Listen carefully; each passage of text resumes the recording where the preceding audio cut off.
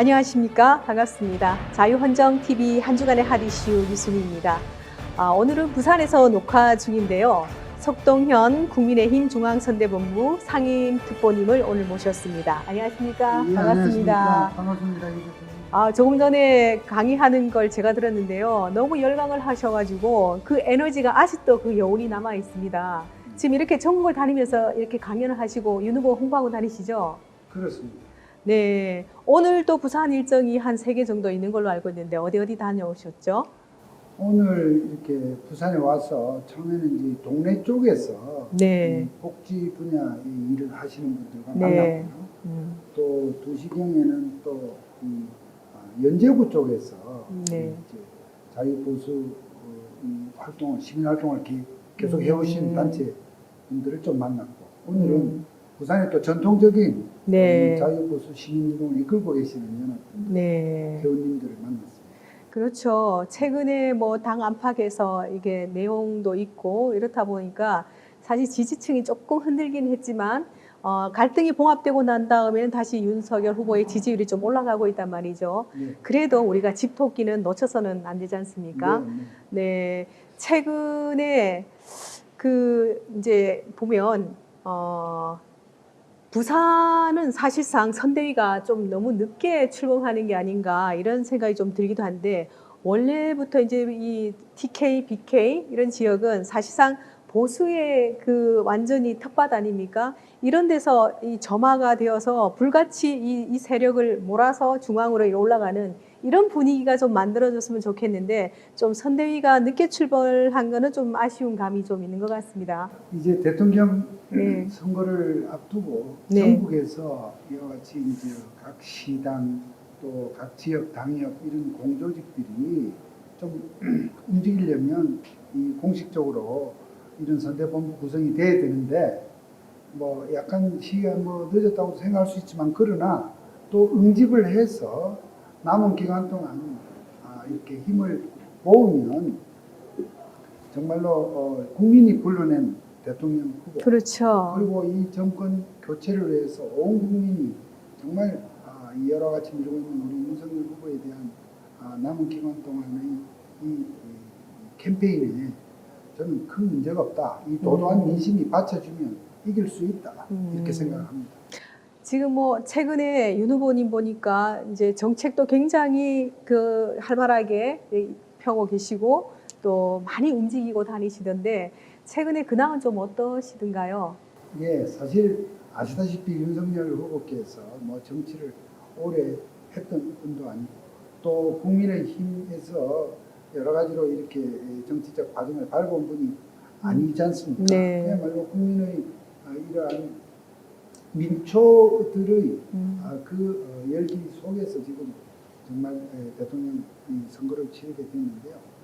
후보께서도 열심히 지역 주민들 또 당원들도 만나시면, 또 한편 여러 가지 다양한 이런 정책들을 매일 지금 발표를 하고 계십니다. 어떤 분들은 윤석열 후보의 정책이 뭔지 잘 모르겠다 하시지만 좀 더 우리 유권자분들, 우리 지지자분들에게 와닿는 그러한 정책을 더 잘 다듬어서 내야 되겠다는 생각을 합니다만, 어쨌든 윤석열 후보가 열심히 네. 국민들에게 다가가기 위한 그렇죠. 그런 좋은 정책들을. 그렇죠. 우리가 이 문재인 정권의 일실정, 예. 폭거, 사실상 여러 가지 많이 보았지 않습니까? 그래서 아마도 지금보다는 더 나은 정부가 구성되지 않을까 하는 기대감이 있고, 지금 경제가 너무 어렵다 보니까 상대적으로 그동안에 우리 자유민주주의 시장 경제를 지향하면서 대한민국을 지금까지 이만큼 끌어오기까지는 보수 정당의 역할도 상당히 컸지 않습니까? 그렇습니다. 예, 그래서 다시 한번 경제 재건을 위해서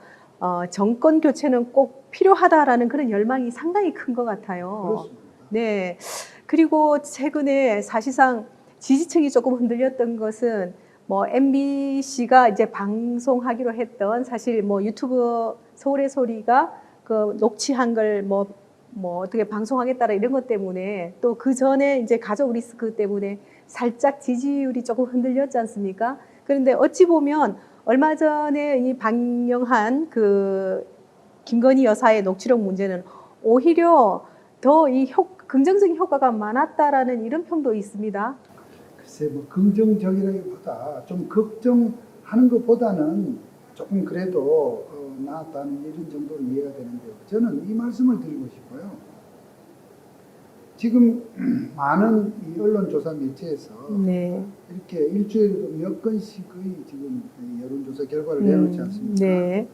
그래서 윤석열 후보의 지지율이 약간 출렁거리기도 하고 또 그 다음에 누굽니까? 안철수 후보의 안철수. 지지율이 한 자릿수에서 지금 두 자릿수로 올라가니까 상파전 구도처럼 보입니다만 그러나 시청자 여러분들 이걸 한번 보십시오.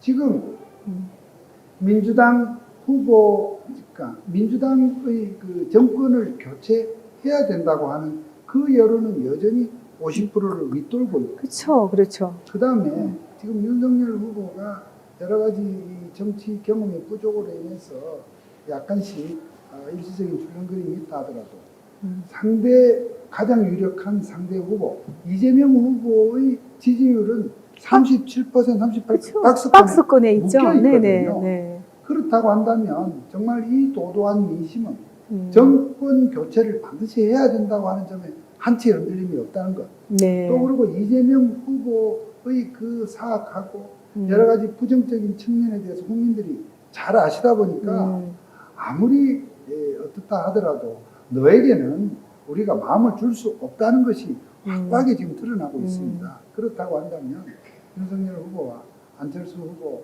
현재 이렇게 표가 분산되는 듯 보이나 이제 남은 기간 동안 윤석열 후보가 정말 국민들에게 좀 더 믿음직한 후보로 이렇게 정착이 되면 저는 그러한 지지율을 아주 그냥 대선 승리를 위한 네. 안정된 지지율을 저는 반드시 이룰 수 있다 이렇게 생각합니다. 아, 네. 근데 이제 조금 전에도 이렇게 발언하는 말씀들을 한번 보니까 그 안철수 후보와의 단일화 문제를 이렇게 적극적으로 이렇게 지지하는 분들도 많더라고요. 예. 사실 그때 지난 대선 때 홍준표 후보와 안철수 후보가 이제 단일화하지 않아서 졌다 이런 말들도 사실 있지 않습니까? 예, 그렇습니다. 그렇지만 이제 좋은 방향으로 좀 갔으면 하고. 반드시 그렇습니다. 네네. 지금 네. 사실은요.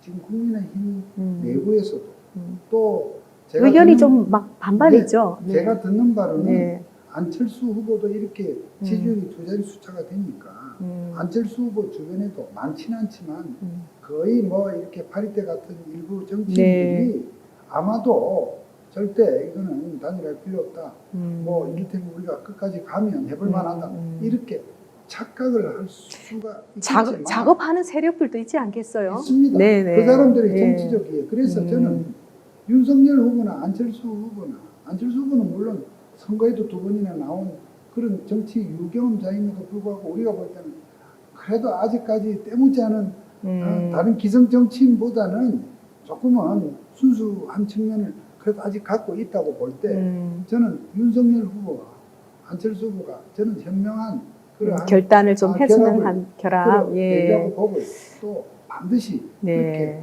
저는 오히려 단일화라는 말보다 서로가 연대 협력 공동 정부를 꾸린다는 그러한 정신으로 반드시 이것은 표의 분산을 막겠다는 그런 의지가 필요하다고. 그렇죠. 지금으로서는 가장 이제 전략적인 방법을 선택한다면 더 이상 뭐 이렇게 셈법에 갇혀 있지 말고 좀 적극적인 서로의 이제 소통이 좀 필요할 것 같습니다. 근데 사실 저는 개인적으로 볼 때 안철수 후보 같은 분들이 아무리 그 인품이나 이런 게 훌륭하다 하더라도 이게 선거 때마다 사실 이렇게 등장하는 그 모양새가 별로 좀 좋아 보이진 않거든요. 한 번은 서울시장 하겠다고 하다가 국회의원 하고 그다음에 대통령 후보 된다고 하고 그 선거 때마다 이렇게 그 한번 나와서 이 보수층의 분란, 혼란 이런 걸 가중시키는 부분은 사실상 이 정권 교체의 열망이 높은 사람의 입장으로서는 상당히 좀 모양새가 좀 안 좋다. 한편으로는 공감하면서도 요즘은요 조금 고맙다는 생각까지 저는 합니다. 그래요? 그렇게 제 개인적으로 왜냐하면 윤석열 후보가 이러한 정치 경험, 선거 경험이 부족으로 인해서 잠시 이렇게 흔들거리더라도 흥행한데 그 표를 그 지지의 그 여론 퍼센테이지를 지금 다 이렇게 보듬어 주고 다른 곳으로 즉 지금 저 무도한 사악한 여당 후보 쪽으로 안 가도록 네. 저를 보듬어주는 그런 아. 또 이 역할이 있습니다. 그래서 그렇죠. 중간중간 이렇게 발언하시는 거 보면 속 시원하게 대변해주는 내용들이 상당히 많지 않습니까? 그런 거 보면 좀 어떨 때는 고맙기도 하고. 네. 보시면 남은 선거 네. 기간 동안 이 후보들의 어떤 그런 정치적 멘트가 또 네. 굉장히 뉴스화되고 시민들의 어떤 판단에 영향을 미치는데 안철수 후보가 윤 후보보다는 이재명 후보에 대해서 공격을 더 잘할 것 정말로 같아요. 예리한 공격을 네. 좀 해주고 네. 하면 어떨까 제 개인적인 네, 그런 네. 바람이 있습니다. 좀 그래서 그렇게 써먹고 그렇죠. 표현은 좀 그렇지만 네네. 그렇습니다. 어쨌든 이 네. 현실을 예. 좀 긍정적으로 이해를 하고 네네. 그래서 여기서 긍정적인 시너지를 우리가 이끌어내기 위해서는 윤 후보 진영 또는 국민의당 쪽에서 당직자들이나 의원들이 정말 안철수 후보에 대해서 정말 저는 말을 좀 가려서 했으면 좋겠다는 네. 그런 생각을 합니다. 왜 네. 사람을 왜 이렇게 화나게 하는 거는 그 사소한 말 한마디지 않습니까? 네.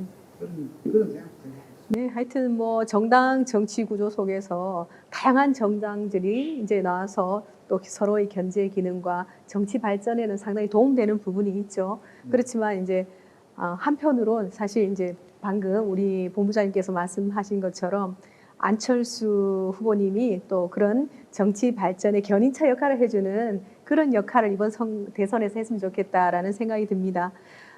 그리고 이 검사장님이셨으니까 한번 여쭤보고 싶은데 아무래도 이제 한 며칠 전에 일어났던 이제 MBC 방송 관련해 갖고 아직도 지금 뭐 다양한 매체에서 떠들썩한데요. 발언 중에 이걸 갖고 계속 이제 방송 여기저기에서 꼬투리 물고 늘어지는 게 뭐냐면 다분히 선거법 위반의 소지가 조금 있다라고 보는 측면이 한 몇 가지가 있단 말이죠. 그런 부분에서 이제 냉정히 좀 살펴보자면 예를 들어서 그 이모 기자랑 통화를 하면서 그래 우리 캠프로 와라 네가 좀 잘하면은 뭐 1억도 줄 수 있다 이렇게 얘기한 부분에 대해서 뭐 선거법 운운하면서 꼬투리를 물고 늘어지는 사람들이 있더라고요. 과연 이게 좀 문제가 되는 건가요? 근데 우리가 참 이 개인 간의 사적 대화에서는 나라님도 욕을 하고 참 무슨 말이든지 다 이렇게 경계심을 풀고 하다 보면 하는 말들이 있습니다. 물론 그 말이라고 해서 다 속뜻 없이 그냥 앙소리라고 할 수는 없겠지만 그러나 적어도 그런 부분을 문제 삼는 것 자체가 좀 문제가 있고요. 그 다음에 그런 말 뜻도 가만히 따져보면 사실 거기에 행간에 우리가 담긴 어떤 뜻을 예를 들어서 우리가 대화를 하면서 내가 누구를 정말 정말 아주 죽이고 싶을 정도로 밉다 해서 그럼 이 사람을 무슨 살인범 예비 이런 걸로 우리가 평가할 수 없듯이 우리가 저도 전체 대화 내용을 다 알지는 못합니다만 어떻게 하면 1억이라도 주지 하는 것은 네가 이렇게 도와주면 우리가 참 고마움을 충분히 갖지. 표시하겠다. 그런 네. 뜻 정도이지 그것이 네.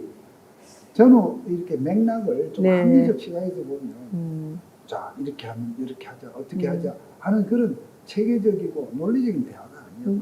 그렇죠. 그냥 뭐 편하게 그냥 얘기하는 스타일이더라고요. 이것은 네. 좀 부적절한 표현인 것은 분명하나. 근데 이 방송에서 그렇게 대뜸 이 유튜버들이 사실 정통 언론인 방송인은 아니지 않습니까? 네. 네, 그런데 취재원이 사실상 뭐 취재윤리 문제가 나오곤 있곤 한데 녹취를 하겠다라는 그런 이렇게 허락도 받지 않고 몰래 의도적으로 녹음을 해서 이거를 방송에 내보내게 하는 이런 거래가 사실상 굉장히 비윤리적인 행태거든요. 있을 수 없는 일이죠. 있을 수 없는 일이고 그런데 사실 여러분 MBC에 대해서 우리가 어떤 그런 기대치를 애당초 가질 수가 있습니까? 과거에 PD 수첩 광우병 때에서부터 시작해서 지금 MBC는 공영방송 그리고 어떤 정도를 걷는 방송이 아닙니다. 이미 좌편향의 상태가 아주 극도에 달하고 있고 어떤 취재윤리, 보도윤리 그리고 어떠한 우리 시민들이 던지는 상식과 완전히 벗어나서 이념화된 방송이거든요. 이제 그런 방송에서 지금 그러니까 새삼스러울 것도 없는 아주 질 낮은 아주 비열한 방송을 한 것인데 저는 정말로 MBC는 정말 이럴 바에는 저는 문을 닫아야 된다 생각을 하고 또 단기적으로는 이런 식의 정말 비열하고 아주 이 저질적인 방송을 이렇게 할 것 같으면 그 누굽니까 이재명이 처가했던 네. 그런 부분도 정말 저도 하라고 하고 싶어요. 그런데 네. 정말로 그거는 정말 우리 자라나는 학생들이 들으면 참 너무나 안 될 것 그거는 같은 대응하기가 부끄러울 정도의 그럴 내용이 정도여서 아닙니까? 네. 차마 네. 참 들라하기도 참 민망합니다만 그러나 이럴 때는 그렇다 이겁니다. 서로가 이런 부분에 있어서의 어떤 우리가 균형을 생각한다면 지금 MBC가 이번에 취한 태도는 정말로 두고 그건 뭐 MBC를 정상적인 방송으로 볼 수 없는 그러한 스스로의 그렇죠. 정권이 바뀌면 어쩔 거예요. 그죠? 또 거기에 또 이렇게 편승해서 또 그렇게 할 텐데 참 이 올바르게 가지 않는 이해할 수가 없어요. 제가 너무 나이반 생각인지 모르겠는데 아니 그 방송사에서도 버젓이 네. 제대로 교육을 받고 사립분별이 있는 사람들이 그렇죠. 있을 텐데 있죠. 어떻게 해서 이런 일이 저렇게 방송에 뭐 알 권리라는 이름으로 저희들이 국민이라는 네네. 이해가 안 갑니다. 실제로 MBC에 방송국에 근무하는 이제 분들을 만나서 보면 전부 다 그렇게 좌편향적인 그런 사고를 갖고 있는 줄 알았는데 실제로 얘기를 해보니까 그렇지 않은 분들도 상당히 많이 있단 말이죠. 네. 그래서 이게 아마 이 데스크에서 걸러질 때 좀 제대로 이렇게 조금 이쪽에 사실상 뭐 편을 가르면 좀 그렇지만 이쪽에 좀 얘기를 쓰면은 좀 걸러지게 되는 거 아닌가 이런 생각이 들고 너무나 이 좌우 편향이 심한 것 같지 않나 싶습니다. 그런데 이미 저는 네. 그렇게 봅니다. 우리 시민들께서, 우리 국민들께서 그런 부분에 대한 분별력이 저는 적어도 일부 대깨문들 빼고는 네. 완전히 저쪽으로 이렇게 빨갛게 돌아간 친구들 외에는 그런 것을 분별해서 보시기 때문에 그런 건 걱정 않고요. 오히려 저는 윤석열 후보와 그 부인이 이번 일을 또 하나의 중요한 교훈으로 삼아서 정말 좀 신중하셔야 할 필요가 있다는 점에서 네. 저는 오히려 우리 스스로의 네. 반성과 새로운 지금 좀 각오가 그렇죠. 필요하다. 저쪽에서 사실상 이제 말꼬투리 잡아서 프레임을 좀 씌우려고 하잖아요. 막 예를 들면 최순실 시즌 2 막 이러면서 막 무속인 발언 이런 거에 대해서 사실 그거는 그만큼 그런 데 의존하지 않고도 내 스스로 판단해도 알아서 다 잘한다라는 그런 얘기인데 그걸 무속인 프레임 씌워가지고 이렇게 얘기를 하더라고요. 근데 이런 데 좀 속지 말았으면 좋을 것 같은 생각이 들고 사실 저는 좀 안타까운 게 뭐냐면 이번 선거만큼 후보 당사자들보다 후보 부인에게 이렇게 집중해서 공격을 하는 경우는 지금 처음 본 것 같거든요. 역대 어느 대선에서도 이러지 않았던 것 같은데 이번에는 도대체 후보가 누구인지 모를 정도로 후보보다가는 더 후보 부인한테 이렇게 공격을 하는 태도를 취하고 있는데 아마 우리 윤석열 후보가 너무 깨끗해서 그런 거 아닌가요? 그렇다고 봐야죠. 네. 그러니까 예를 들어서 후보 본인에게 어떤 공격거리가 여태까지도 많은 것을 물론 공격을 해 왔습니다만 뭐 고발 사주 의혹이라는 것까지 정말 전혀 논리적으로 경험칙상 있을 수 없는 일까지 만들어서 해도 이게 잘 안 뜨니까 이제 결국은 부인한테 그렇죠. 타겟팅을 했다고 그렇죠. 지는데요. 공격의 화살을 네. 조금 돌린 거죠. 이 부인의 일도 윤석열 후보와 정말 결혼을 해서 공직자의 부인으로서 있었던 그런 내용들이 아니지 않습니까? 그렇죠. 예, 그런 부분 생각한다면 저는 저쪽 그 민주당이나 좌파들이 그런 공격도 그 사람들의 의도와는 달리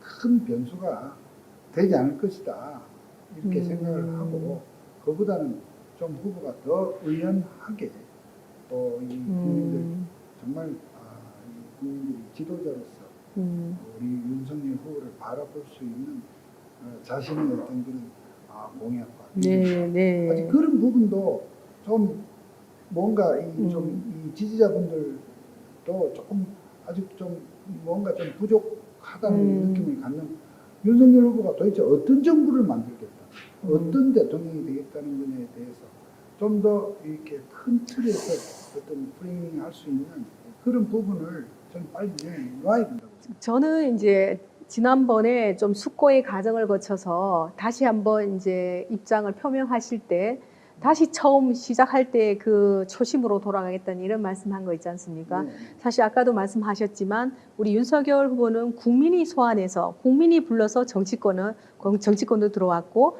대통령 후보까지 되었단 말이죠. 그래서 우리 처음에 국민들이 윤석열 후보를 소환할 때 바로 그 가치가 뭐냐면 공정이라는 이거 하나를 보고 당당함, 용기, 권력에 맞서는 그런 모습들을 보면서 국민들이 소환했잖아요. 저는 어떠한 정부를 만들지 이렇게 이제 모르겠다 했지만 초창기에 이제 정치권에 나와서 첫 일성이 뭐였냐면 공정한 사회를 만들겠다는 것과 기득권 카르텔을 없애겠다는 것. 저는 그것이 굉장히 와닿았거든요. 아, 그렇군요. 네네. 그래서 아마도 적어도 윤석열 후보가 그 대통령이 된다면 우리 사회가 굉장히 그래도 공정에 가까운 사회는 되지 않을까. 주변에 좀 그런 사람들을 좀 채워나가지 않을까 싶거든요. 어떻게 보세요? 저는 뭐 예. 유 대표께서 예. 아주 이 예지력이 우리 제가 이 존경하는 우리 유 대표님께서 그런 말씀해 주시니까 네. 조금은 좀 다행스럽게 생각하는데 네. 어쨌든 윤석열 후보에게 우리 국민들이 기대하는 그런 공정과 어떤 상식 이런 부분 외에도 저는 어쨌든 좀 대통령으로서 소위 어떤 그 국민 어떤 그 통합적인 네. 이런 측면에서도 결국은 이제 이 대통령이 됐을 때 국정 전체를 이끌고 나가는 데 있어서 좀 더 그런 통합적인 그런 이미지 메시지가 네. 좀 이제 아무래도 그렇게 생각하죠. 누구보다 잘 아시고 또 측근으로도 이제 또 활동도 하고 소리 없이 많이 도와주고 계시지 않습니까? 우리 윤석열 후보님 만약에 이제 되신다면 사실상 주변에 사람을 잘 써야 될 것 같아요. 네. 일할 사람, 똑똑한 참모, 또 이런 분들을 좀 잘할 수 있도록 그 메이딩 하는데 좀 이렇게 가감 없이 조언을 해줄 수 있는 그런 역할을 해주셨으면 어떤 좋겠다라는. 경우에도 정말 인사가 망사라는 그렇죠. 말이 있습니다. 또 그게 잘못되면 망사가 된다고 네. 하는데요. 그 용인의 그러한 철학으로 정말 성공한 정부가 될 수도 있고 정말 실패한 정부가 될 수도 있는데 어쨌든 우리 헌정사를 돌아보면 역대 대통령 가운데 이렇게 뭐 잘잘못을 떠나서 결과만 놓고 볼 때 참 다들 대통령 끝난 다음에 이 고초를 겪는 걸 우리가 너무나 많이 그렇죠. 봐왔지 않습니까? 예. 그런 점에서 저는 이 현재의 문재인 대통령도 저는 뭐 지금 현재의 느낌으로는 크게 그런 어떤 앞에서 벌어졌던 그런 일을 참 피할 수가 있을까? 이제 그렇죠. 그런 생각도 듭니다만 네. 그러나 어쨌든 이런 것은 참 불행이지 않습니까? 네, 저는 우리 윤석열, 후보가 성공한 대통령이 네, 그렇죠. 저도 대통령이 그렇습니다. 되는 것도 중요하지만 네. 성공한 대통령이 되었으면. 또 우리가 누구보다 네. 바라는 입장에서 네. 그런 점들을 국민들의 그 마음을 잘 읽어야 된다. 그렇죠. 부패의 고리를 끊고 정말 금방 말씀하신 대로 퇴임 후에 참 그 구속되지 않는 네. 그 아주 성공한 대통령이 될 수 있도록 정말 그 첫 대통령이 되었으면 좋겠다라는 그런. 그러나 그 이전에 네. 지금 남은 네. 정말 2달도 남지 않은 이 선거 레이스에서 정말 윤석열 후보가 국민들의 이 정말 열화와 같은 이 소망을 네. 저는 정말 윤석열 후보가 이렇게 지지율이 출렁한다든지 또는 어떤 뉴스에서 여당으로부터 이렇게 공격을 받을 때 걱정이 돼서 정말 잠을 못 자겠다고 하는 수많은 이 민초들의 전화를 제가 하루에 정말 한 100통은 받으신다고 보면 돼요. 네. 그러니까 저를 기본적으로 알거나 제가 전국으로 돌아다니는 과정에서 저에게 명함을 받았다는 그걸로 해서 저에게 많은 말씀들을 해주시는 후보에게 하고 싶은 또 말이 그만큼 그렇습니다. 많다는 거죠. 그만큼 네. 걱정하고 네. 애가 타고 정말 아유 막 그냥 잠을 못 잤다 하시는 분들이 저는 여태까지 살아오면서 대통령 선거를 벌써 뭐 6, 7번 했다고 생각을 하는데요. 그런 선거 중에도 이번과 같은 이런 선거의 열기를 저는 느껴본 적이 네. 없다 할 정도입니다. 네. 그만큼 온 국민들이, 많은 국민들이 조금이라도 상식을 가진 국민이라면 이 정권의 무도함을 알고 교체해주기를 바라는 그 애타는 마음이 있기 때문에 윤석열 후보는 네. 반드시 네. 그분들의 기대에 부응해야 합니다. 그만큼 우리 부산의 역할도 상당히 클 것 같은데 중요하고요. 네, 네. 부산 선대위가 출발하면서 7, 80% 지지율을 목표로, 득표를 목표로 지금 선대위가 뛰고 있는데 사실상 보수의 텃밭인 옛날에는 깃발만 꽂아도 이렇게 당선된다는 그런 특정 정당이 우세한 지역 아니었습니까? 근데 언젠가부터 부산마저도 그 한 40% 정도는 거의 내어주고 있거든요. 이것을 기존에 우리 정치권에서 특히 국민의힘 쪽에 그 현 전직 의원들이 좀 반성을 하고 우리 정치권이 좀 아울러 가면서 지역을 좀 규합하는데 좀 더 노력을 해줘야 되지 않을까 이런 생각이 듭니다. 예, 예. 그리고 아까 제가 이제 잠깐 제가 강의할 때 잠깐 봤는데 책을 내셨다고요. 네, 네. 그래도 윤석열. 네. 정말 제목이 정말 끝내주는데요. 아, 그렇습니까? 예, 제가 모 후보가 이제 뭐 여권의 모 후보가 뭐 책을 써달라 해서 사실 이제는 누구 이래가지고 제가 노하고 아무리 이제 작가로서 글을 쓰지만 누구라고 단정 지어서 그렇게 하는 거는 아니다 해서 제가 X를 한 적이 있는데 이거는 이제 윤석열 후보를 지지하고 또 운동을 하고 있는 중앙에 이제 역할을 하는 사람으로서 당위성과 또 왜 윤석열이어야 하는가라는 것을 누구보다 아주 인간 윤석열, 그 다음에 사람 윤석열, 그리고 또 법조인으로서의 윤석열, 지금은 다시 정치권으로 들어와서 후보로서의 윤석열, 예. 인간적인 모든 면을 볼 수 있도록 조명하지 않았나 싶은데요. 네. 이 책에 대해서 한번 소개를 간략히 해주시죠. 네. 말씀드리겠습니다. 사실은 후보가 윤 후보께서 사실 이 정치를 준비하고 선거를 준비한 시간이 절대적으로 짧다 보니까 본인이 어떤 생각과 철학을 갖고 있고 또 대통령이 되면 어떠한 나라를 만들겠다, 어떠한 대통령이 되겠다는 부분에 대한 책이 아직 나오지 않은 상태에서 단편적인 말씀들만 하고 계신데요. 그래서 저는 그런 부분에 대한 아쉬움도 있지만 그러나 그것은 어떻든 후보의 몫이라 치고 좀 윤석열 후보의 정말 검사로서의 강인한 이미지 외에도 정말 소탈하고 사람 냄새 나는 그러한 인간미, 또 갑자기 법조인의 길을 걷다가 갑자기 이 정치에 뛰어들고 또 대통령 선거라고 하는 엄한 선거에 그렇게 나서면서 겪는 여러 가지 이 어려움, 또 정말 조금만 생각을 고쳐하면 안락한 어떤 그런 생활을 할 수 있음에도 스스로 정권에 맞서고 하는 과정에서 가시밭길을 택해서 지금 험난한 길을 걷고 있는 이러한 속에서도 자기의 소신과 또 원칙을 지키려고 하는 그런 여러 가지를 조금이라도 그 윤석열을 좋아하시는 또 윤석열에 대해서 알고자 하는 분들이 알릴 수 있도록 그렇게 제가 윤석열에 대해서 좀 많이 아는 제가 이렇게 좀 써드려 평이하게라도 써드려야 되겠다 해서요. 이걸 며칠 만에 쓰셨다고요? 저는 사실은 물론 페이스북은 제가 2년 동안 쓴 거에서 고른 것이지만 나머지 윤석열의 또 리더십이라든지 윤석열과 저와 공유하고 있는 그러한 에피소드 이런 부분들은 저만 어떤 사람도 가지지 못한 저만의 그거니까 제가 정말 마음 먹고 한 열흘 보름 만에 정리를 했습니다. 네, 한 270여 페이지나 되는데 이렇게 이 속에는 예. 정말 40여 년을 제가 지켜본 그러한 윤석열의 진면목을 일부라도 정말 보통 분들이 읽기 좋도록 이렇게 정리를 했고요.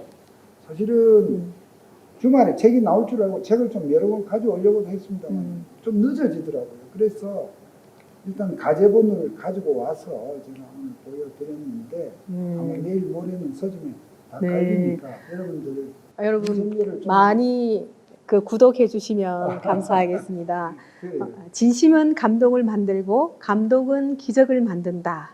윤석열의 진심을 볼 수 있는 책인 것 같습니다. 알려지지 않은 여기저기 유튜버에 알려진 내용이나 뭐 이런 방송 오락 프로그램에 나온 윤석열의 모습 외에도 그동안 윤석열 후보가 걸어오는 삶의 길에 그 족적을 돌아보면서 이 사람의 사람다운 사람 냄새 나는 그 면모를 볼 수 있는 그런 책이 아닌가 싶습니다.